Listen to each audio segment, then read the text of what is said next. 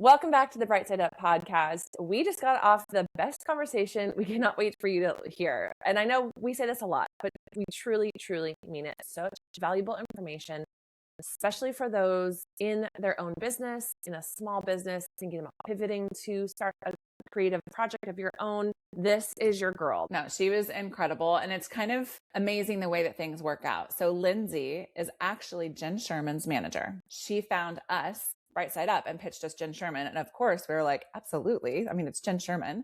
But then through conversations and digging and looking at what Lindsay was doing, we absolutely knew we needed to get her on. Like, she is so Bright Side Up material.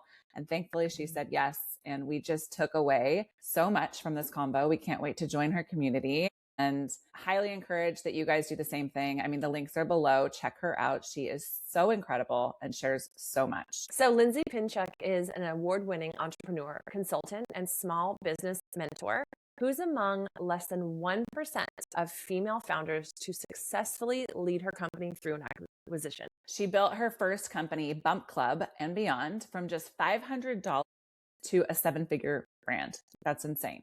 She had partnerships with Target, Nordstrom's, Huggies, Unilever, reaching over 3 million people every single month before selling the business to a large agency holding company. Today, Lindsay is the founder of Dear FoundHer, a top 0.5% podcast and community supporting women business owners over 40. With her signature SWEET framework, as she will break down in this episode, she helps entrepreneurs simplify their marketing, grow their businesses, and really build long-term success.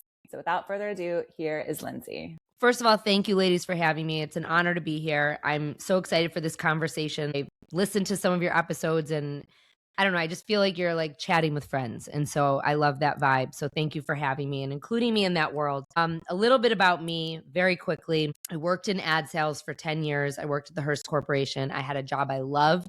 I got pregnant and I started hosting events for expectant moms, and I don't half-ass anything. And so it was kind of like a one thing led to another.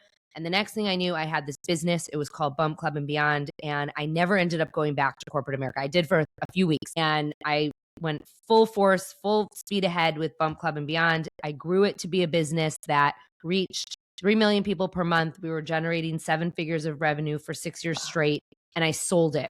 And the acquisition of my company, which is a whole other episode in and of itself, it didn't turn out to be what it was on paper. And I worked for the new company for a couple of years and I was miserable and I knew I needed to get out. And so I planned my exit, and 2.5 years later, I left the company that I founded and I started a new company. But I had this mission, and my mission was that I wanted to help other women founders and other women business owners to build and grow their businesses the same way I did, bootstrapping it with very little budget, with very simple marketing strategies. And so I launched Dear FoundHer, which is my podcast. But Dear FoundHer really became a movement for women over 40. It's a networking community, it's a podcast, it's a newsletter, it's resources, and it's a year-long mentorship that some of my most engaged customers and listeners have signed up for. And so that's what I do today, is I really help women over 40, women business owners over 40, to build and grow their businesses through very simple strategies. I love that you found that niche too, the age, the demographic, the direction. So it's interesting that you say that, because when I started Dear FoundHer, it was really, I had this vast network of women business owners and founders that I had picked up along the way, along the decade of being a founder in the baby and parenting space. And when I first launched it, it was very much like, this is a letter for all women business owners. But what happened was I started noticing that most of the women who were really engaging with me and coming to me and asking to work with me and saying, well, how else can I have you in my world, were over 40. And they were women who were experiencing pivots, and they wanted to leave corporate America, or they wanted to start something new, or they wanted to start working because many of them hadn't worked their entire adult life. And I noticed that. And so about 1.5 years, 2 years ago, I put the stake in the ground and I said, Dear FoundHer is for a community for women over 40. And I think that a lot of times people don't realize that when you do that, it actually opens you up to more people. People think it limits you, but when you put the stake in the ground, the right people come to you. And I do have women who are not 40 who come to me and they say, I really want to be in Dear FoundHer, but I'm not 40. And I'm like, that's fine. It's really just so you know that we're a bunch of old farts around here, and we're probably not as sophisticated on social media as you are in your but you're welcome. Anyone's welcome. And so I say that because I think a lot of people don't niche down, and they really should. That's a conversation we have a lot. And Erin's always like, we got a niche. And I totally can understand the piece of like the fear that comes with like, well, what if that excludes people? But you're so right. It just really gives you that opportunity to sink your teeth in and help a certain group. And talk to the right person. Yeah. Yeah. It helps simplify your message too. Yeah. Okay. So these women who are making pivots, which we totally identify with, someone starting from zero, wants to become a founder, wants to start something. What is the first piece of advice that you would give, even if they have zero following, zero budget? So I'm going to talk more from a marketing standpoint versus a business standpoint, because I think, if you're starting a business, there are obviously certain things that you have to do, like incorporate and blah, blah, blah. I'm not going to talk about that piece of it.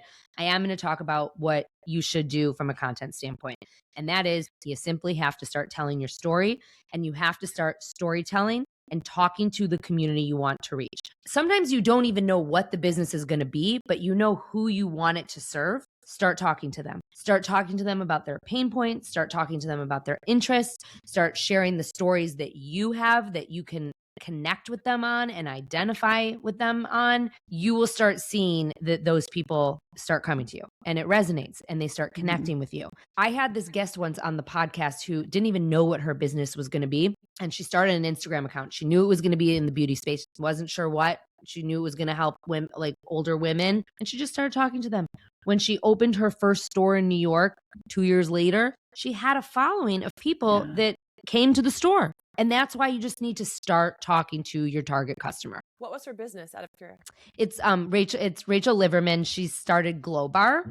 It's like 30-minute facials. And when she opened her first store, she had a line around the corner. And she said, had I not started this 2 years prior, just talking to women about beauty online, no one would have even known what I was doing. I would have been starting from scratch, a few months before. Just start talking.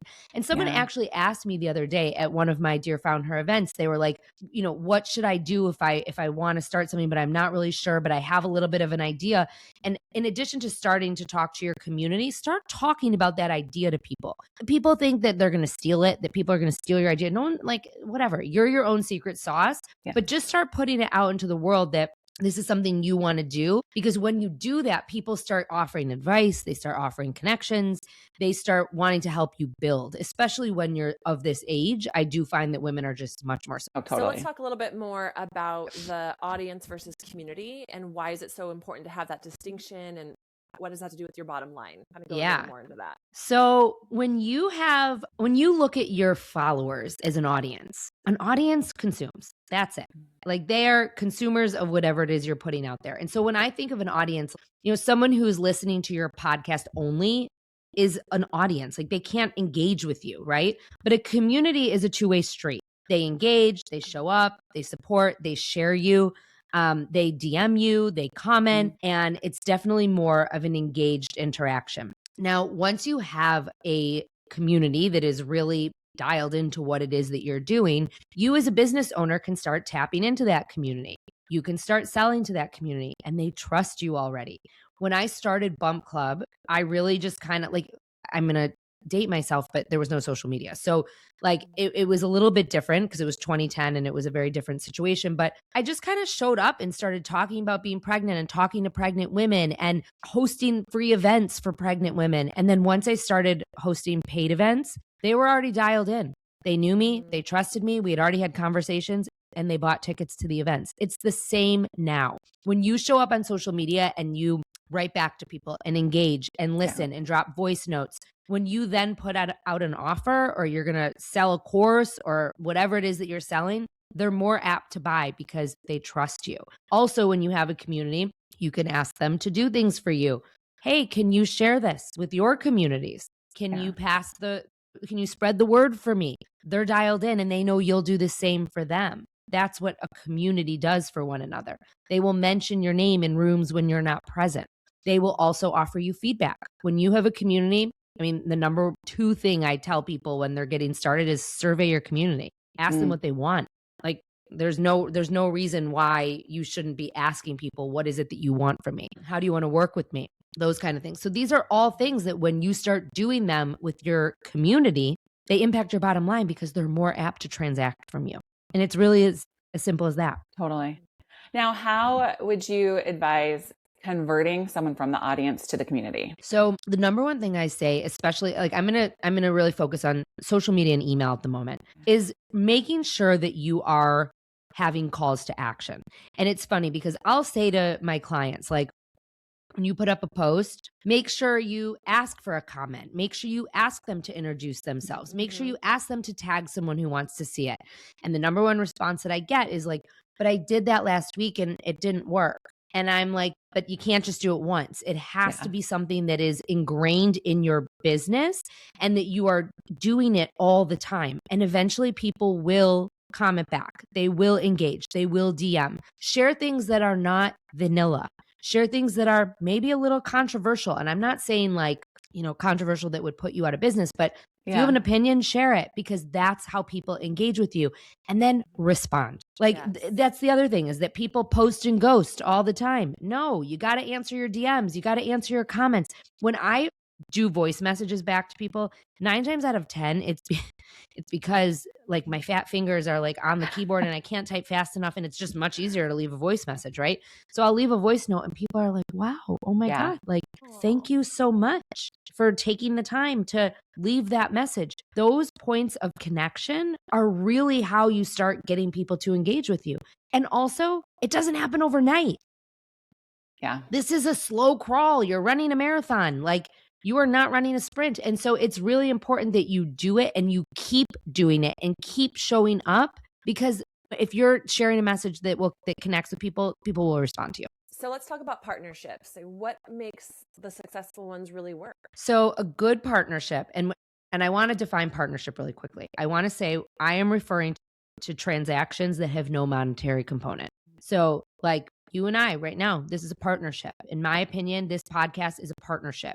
You're interviewing me, you're offering me your platform to share my story, to share my knowledge. And in exchange, I'm going to share this podcast everywhere where it comes out. And when it comes out, and I'm going to talk about it. I'm going to put it in my newsletter. That's a partnership. So a good partnership is when both people benefit and both people aren't like looking for like something that only benefits themselves. Like it has to be something that is collaborative and it has to be selfless. And, there are partnerships that I've had with entities that are far bigger than me that work because everyone's just showing up and wants each other to win. And that's really what a good partnership is. I also think it's important that a good partnership, that you're aligned with your partners. Like you can't have a good partnership if like you have insanely differing opinions or values about things. And so I think it's really important to find partners that align with you. And then the last thing I'll say, and because I could talk about this for a long time about this, is it's really important when you are partnering with other entities that you really find people who want to reach your target community, because that's the whole reason you're working together. The fastest way to grow your business is to partner with other entities who are reaching the people you want to reach. So find people that are not competitive or competing with you, that are reaching your target customer, and collaborate with them. And when you do that, you all of a sudden are sharing each other's communities and you're sharing each other's trust and integrity and authority. And it offers just so much more to whatever it is that you're building. Jumping back to building the community, because that really is, the beginning of this. What are 3 organic strategies that you use or that you recommend with clients to help build their community? So we've talked about a little bit about this to begin with, but I'm going to go a little bit more in depth. Number 1, building a community, I would say partnerships. Like when I started Bump Club and Beyond, and again, this was in 2010, there was no Instagram. I immediately started with partnerships on day 1. I hosted an event at a workout place called The Daily Method, and they shared with their community. I shared with my email list, and that was how I started. I mean, it was literally a partnership. I then started bringing in speakers. Those speakers would share with their communities. I would share with my community. We started bringing in brands, not paid. Like we would throw their samples in gift bags and they in turn would tell their community about our events. These were these very simple partnerships that we did from the beginning. And I will tell you, even when we started getting paid sponsorships, even when we started working with like Target and Nordstrom, we were still partnering with a lot of entities on the ground because that's how we were growing our community. So I would say creating programs that you can execute together, like events, Like events are a great way to partner with other entities, or collaborative content. Thankfully now Instagram offers the collaboration feature on Instagram. Like that was not a thing for a very long time. And I will tell you, I have grown my Instagram presence greatly through collaborative content. That's a big thing. Giveaways. I mean, one of the biggest things that you could do on social media is offer a giveaway, like follow me, follow them. And, you'll have the chance to win a prize, whatever it might be. The key is borrowing each other's communities. Yeah. And this is really how I started building Bump Club. And that's how I started with Dear FoundHer too. Dear FoundHer started as this podcast. We only had interview episodes for the first year. Why? Because it's partnership. And that was on purpose. So partnerships, number one way to grow your community. Number two, shared content. So I talked a little bit about this, but I think it's really important that you create meaningful content with partners that will share. And this is something that goes on in my community every single day. I mean, every day, if you look in the Dear FoundHer stories, I am sharing something of like women in my community that are sharing, that are on podcasts together, creating events together, creating experiences together. It's like endless and amazing. But when you share each other's content and you're a part of each other's content and you're tagging one another, you're borrowing each other's credibility. And there's no better way to grow your community, right? Because there's so much shit out there now. But if someone you trust is sharing something, it's a lot easier to grow your community than just stumbling upon it in an ad or like in the For You page, right? So create shared content. Okay, that's number two. Number three is social media engagement. So I think, and I'm not just saying like talk back, DM, like that kind of stuff. You really want to show up consistently. And this is this is kind of a big place where I see a lot of women make mistakes is people show up and they'll show up for a few weeks and then they just stop and they disappear. Visibility is very important. So it's important that as a business owner, you pick a cadence that works for you. Guess what? It might be twice a week and that's okay. Guess what? It might be 3 times a day and that's okay.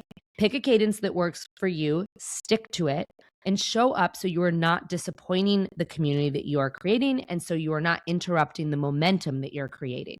So it's really important that you're showing up, you're continually sharing your story, you have continuous calls to action, because that is how you turn followers into community members. An audience consumes and a community consumes and engages back. And so it's really important that all 3 of these things are kind of working in tandem. So good. Where did you get all of this knowledge? Like, were you just born with this? Like, where did this come from? Because you're like checking all the boxes. So, okay, I worked in ad sales and integrated marketing for a decade. I also have a degree in integrated marketing communications from Northwestern. I don't want to give that degree too much credit because honestly, like a lot of it had to do with like database building and stuff. And it was very different, but I always said like, I'm never going to use this. And I do kind of use some of it to some degree. I get the knowledge from from the experience. So I built Bump Club over the course of 10 years. If I were to go back now and build Bump Club now, I probably could build what I built in a year, just knowing what I know. It was through experience. And it was really like when I left Bump Club, I did take like a bit of it wasn't much of a break because I'm not one to like take a break. I just like, I don't like function like that. We went on vacation and I had this idea for Dear FoundHer and I came back and I started working on it. But what I did do is I took a step back and I said, okay, like why did Bump Club work? And like, why was it so successful?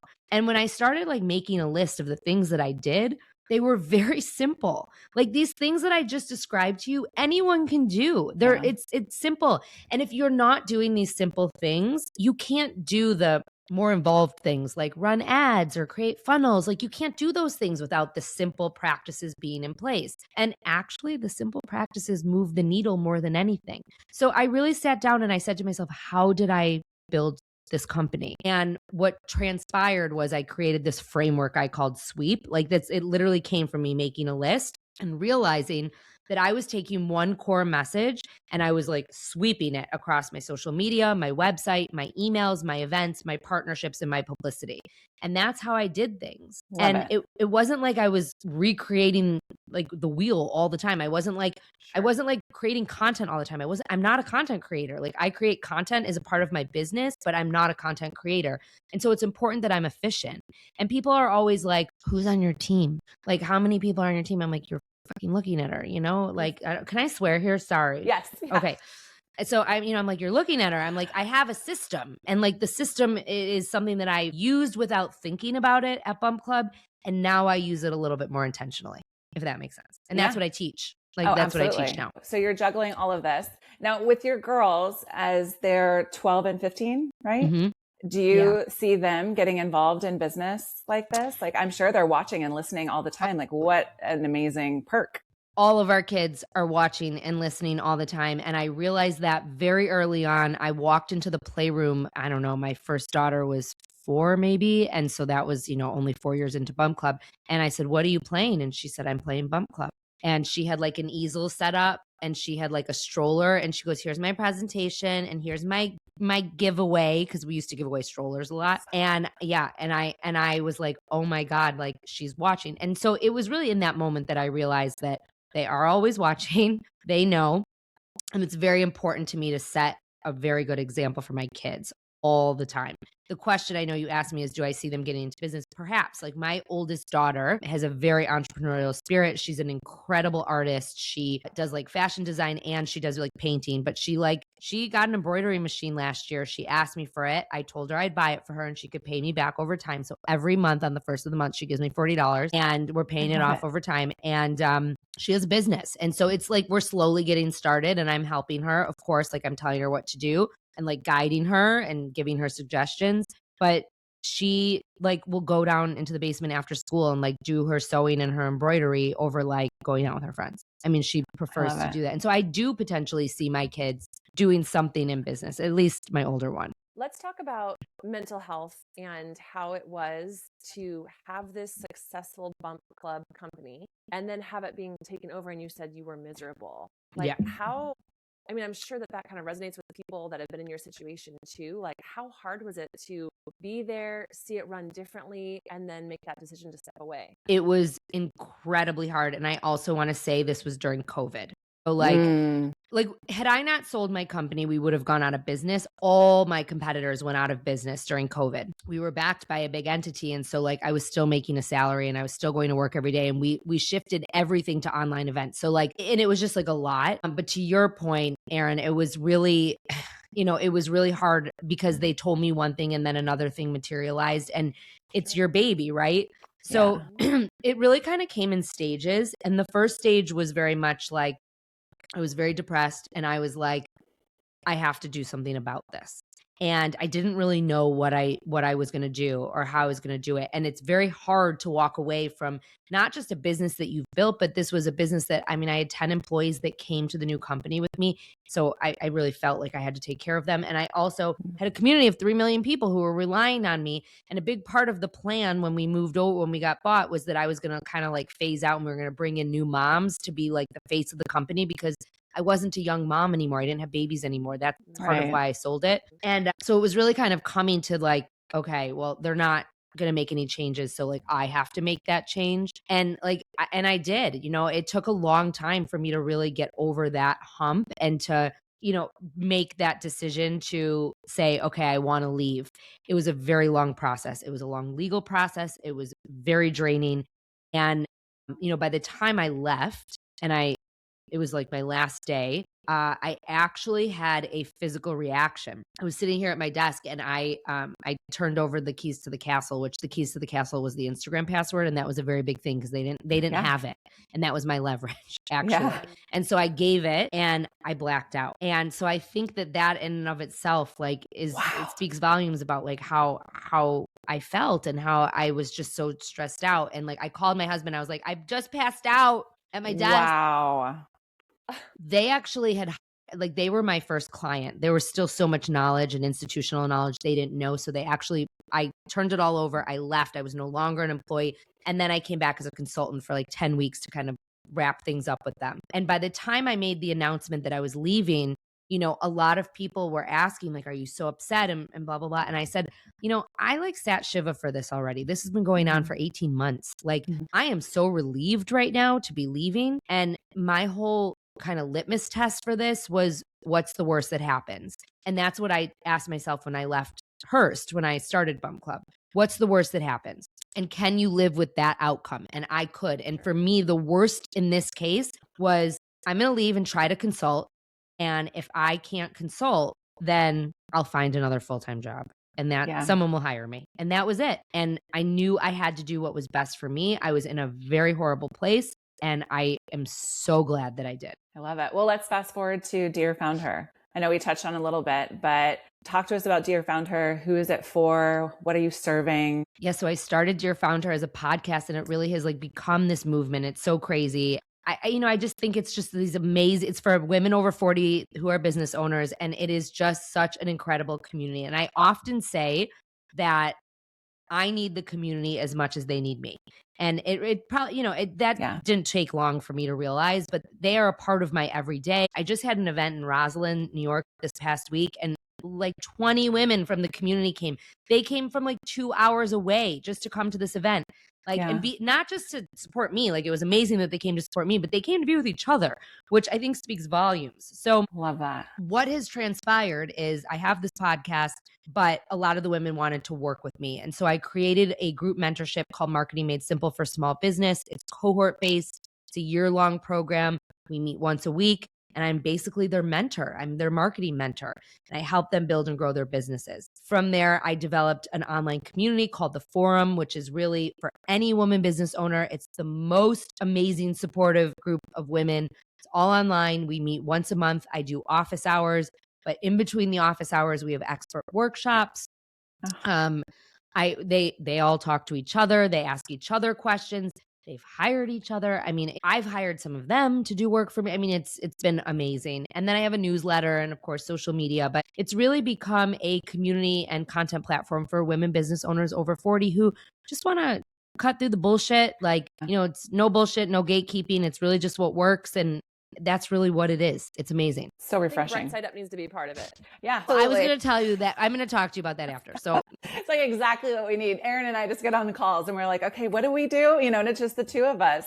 No, I want you guys in the community. Okay, Lindsay. So we call this podcast the Bright Side Up podcast. So we ask our guests how they live their life right side up. I was thinking about this, obviously, because I knew you were going to ask me this, but it's really just showing up as myself, living unapologetically every day. And that looks differently than it did 16 years ago when I became an entrepreneur. But I definitely think I am more comfortable in my own skin. I am very confident. I don't care what people think of me. I do what's best for me and for my family first. And I just show up as me unapologetically. And that has served me. And I think, when you start taking on other people's personas or doing things that you don't want to do, that's when you're not living bright side up and you end up compromising yourself. And so, I think it's really important to really put yourself first, because when you do that, you are a better business person, you're a better partner, you're a better friend, you're a better mom, whatever roles you're wearing, whatever hats you're wearing, and we all wear so many. But really just go back to that and think about, am I showing up as me? Is this the real me? And I can confidently say, yes, this is me. And I will say on that note, the biggest compliment anyone ever gives me is when they meet me and they're like, you are exactly the same as you are online. And I'm like, would you expect me to be any different? But I guess a lot of people are, right?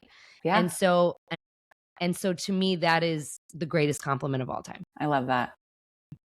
Where can everybody find you? So the best place is on Instagram at Dear FoundHer. And if you want to find me more, you can go to dearfoundher.com where my Substack is linked and my podcast is linked. Everything is right there on dearfoundher.com for your own clickable knowledge. Amazing. We'll put it in show notes too. But thank you so much for this time, this conversation. Erin and Chelsea, thank you so much for having me. The honor is all mine.